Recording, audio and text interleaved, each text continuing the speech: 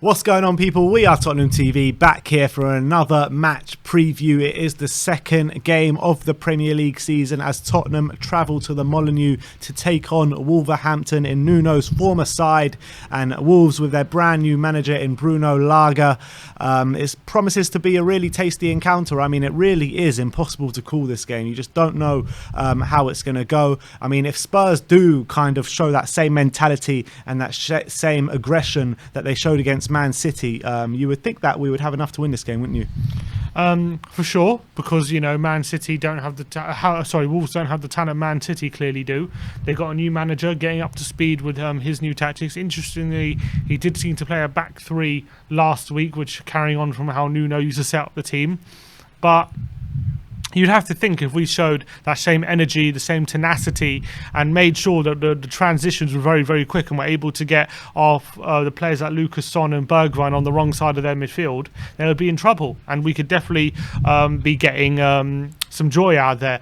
Obviously, they got people like Adama Traore, where if he decides to turn it on, he's going to be hard to stop. That's the truth. Yeah. But hopefully, we can make contingency plans for that, and hopefully, Darren Sanchez can keep Jimenez quiet, like they kept Ferran Torres quiet. Although he's going to be a very different threat. Yeah, very different threat. And, in the last 5 games, we've played Wolves, won 2, lost 2, drawn 1. So, like, very much a mixed bag. And when we have come up against Wolves, since they've come up to the Premier League, you know what you're kind of going to get with Wolves. You're going to get a very tough performance, very hard display from them, very aggressive. They're not going to give you a moment to rest. I mean, when you assess them from their first... I know you can't really assess too much from one game, but when you assess them under Bruno Lage as opposed to under Nuno, is it going to be the same kind of kettle of fish we're dealing with? It's impossible to say, but all I'll say is in their first game, they played Leicester away, and they were very unlucky to come away with a loss. I felt could have easily come away with that with the draw. Vardy's goal was one of those goals where he could try that 100 times, and many times that probably wouldn't go in. It was a great finish from Vardy from the volley, and if it wasn't for some poor finishing, especially from Adama Traore, who had a one-on-one and he slipped it just past the post instead of just inside the post, could have easily ended that game in a draw. And obviously kept it tight. There was only 1 goal in it, so it was a close game. And based on that, I don't think it's going to be a very easy game. Ruben Neves, we know, has looked to leave, but he's kind of started the season in fine form. He had a great pre-season apparently, and he's one of those players kind of putting himself in the shop window, so I expect a big performance from him. I expect him to be upping his game because he really wants that move. He wants to prove that he's ready for the top club. I think I don't know so much about Bruno Lage and his tactics, not going to lie, but I expect them still to be as hard to beat under him as they were under Nuno. 2 really important players in the Wolves team, Daniel Podence and Pedro Neto, out injured. Yeah. How much of a miss is that going to be for them? Massive. Trincao is a very talented young player who's on loan from Barcelona, who's apparently got bags of potential. And Barca have only agreed to sell him because of their money troubles. That's why they've got an option to buy in there. But Pedro Neto set the Premier League alight. How no one picked him up apart from Wolves. Yeah, but maybe because the Portuguese link and agents, maybe, I don't know. But 18 years of age, maybe no one else really wanted to take a punt on a loan deal with an option to buy. I don't know. But of course, they're going to miss the likes of Neto, who set the Premier League alight last season, especially on that left-hand side. Podence, with Traore in there, I think they can probably cope without him. But I think Neto's obviously the one who was providing goals and assists when Jimenez was out, and he was a massive threat, and he's going to be a massive miss for them on the left-hand side, 100%. And Raul Jimenez, obviously coming off a horrible, horrible injury, fractured skull. Him coming back straight into the team this season has only got to be a big positive for them, isn't it? It's a big positive for football, not just for Wolves. True. It was so great to see him back on the pitch and being able to play football again.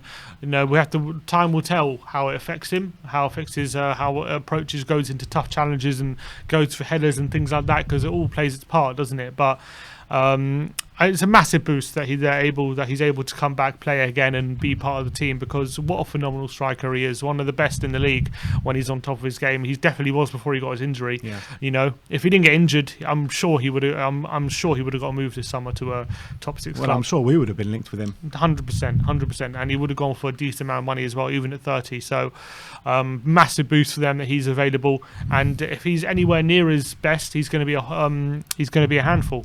And in terms of like how we can break this Wolves side down, do you look at that Man City game as like a blueprint of how to play this game, or is it going to have to be a different kind of way of playing to beat this Wolves side?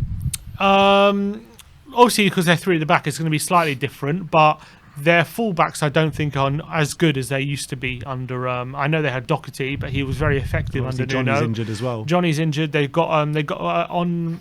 Last week they played Hoover and I think it was Marçal or Ait Nouri. Ait Nouri's had some good games, but he's still very young. And I like Ait Nouri. They like to attack both those fullbacks, and Ait Nouri more than Hoover. But for sure, with Lucas Bergwijn and so on, that pace, if we can get the wrong side of those fullbacks and make sure that the centre-backs, who I don't think are very comfortable in fullback positions, especially Cody, if we can force him out of position, then we can get a lot of joy if they're from their back three. We just got to make sure we're getting the wrong side of them, and we have a bit of space to play into. If they get their fullbacks deep and make a bit of a back five, I can send, unless Dele Alli comes into play and gets the wrong side of Moutinho and Neves, I can see us struggling a bit. If I was Wolves, I would get Dendoncker in there into the midfield. He didn't play last week, but I feel like Dendoncker would be that extra bit of shielding that the back line would require, and matching our midfield, and would lessen the effect of maybe a Dele Alli running from late, or could cover some of the pacey wingers. That's what I would do, but we have to wait and see how they set up. More regularly than not in this game, there's a lot of goals. It's a very exciting game. Two teams going at it with each other. Do you see it going the same way this weekend? Well, we're going to go at it. I know that. We're going for the win.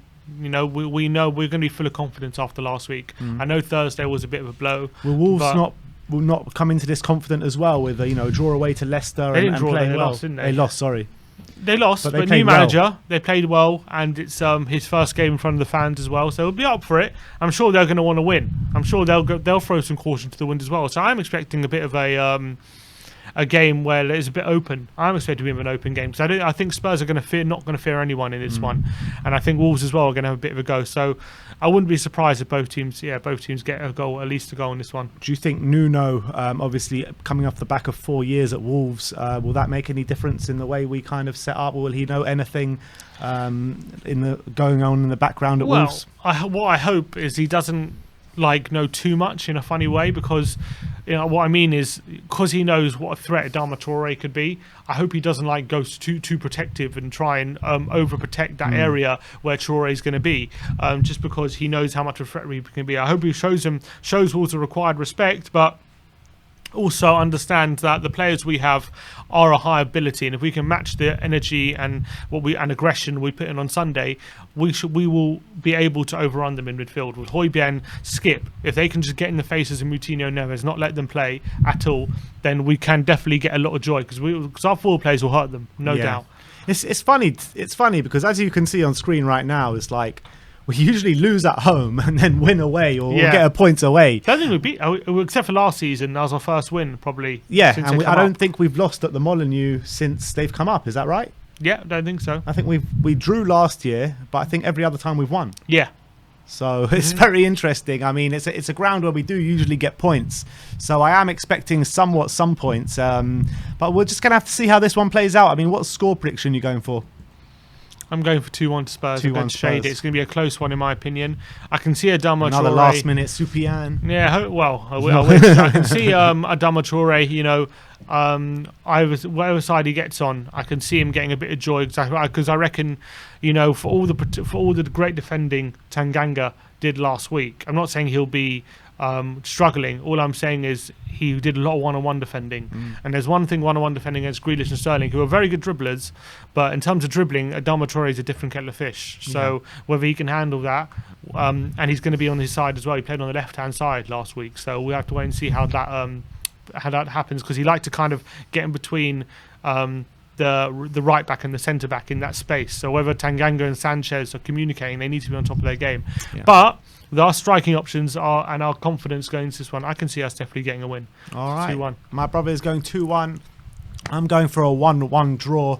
I think, look, I can see us winning this game as well, but it's going to be a very, very tough game with the Wolves fans there. First game of the season, brand new manager as well. It is going to be a tough game, and look, it could either go either way, 1-1 or just to nick it 2-1. Hopefully we do nick it 2-1, but my prediction is 1-1. But I want to know your score predictions in the comment section below. That is our match preview. We'll see you all tomorrow for all the match day content, starting from the pre-match pump up to the watch long, and then it's your chance to have your say on the post-match fan show. Thank you everyone for watching today. Like, subscribe and comment, and as always, come on you Spurs.